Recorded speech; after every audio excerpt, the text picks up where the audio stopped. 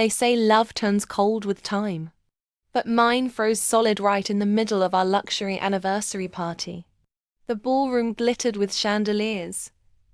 Champagne flowed like water, and our guests politicians, CEOs, and socialites clinked glasses in celebration of 20 golden years of love.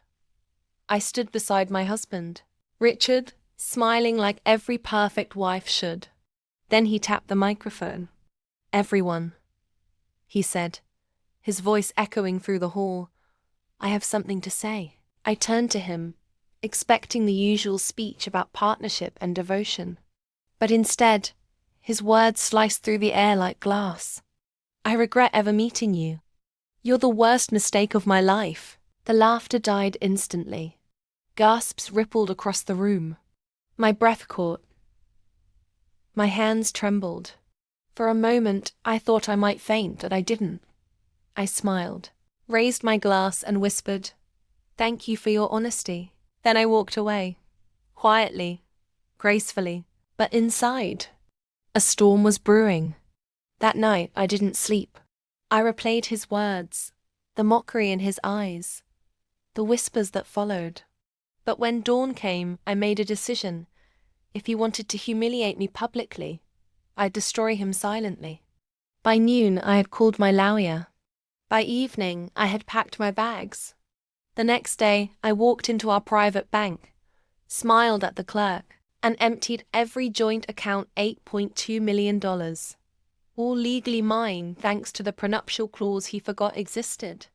Then, I called the realtor and sold our mansion, the same one he used to brag about at every dinner party. The buyer? His business rival. When Richard got home, the house was empty. No wife. No furniture. Not even a single photo frame left behind. Just an envelope on the marble counter. Inside it was a single note. "You said I was your biggest mistake. I just corrected it." 3 months later, I opened a boutique investment firm in Paris under my maiden name. Guess who tried to book a meeting with me for funding? Richard. He didn't recognize my assistant's email until he walked into my office and saw me dressed in white, confident, untouchable. He stammered, You own this?" I smiled. "Yes, I own everything you thought I'd lose." He begged. He pleaded. But I wasn't his wife anymore. I was his competition.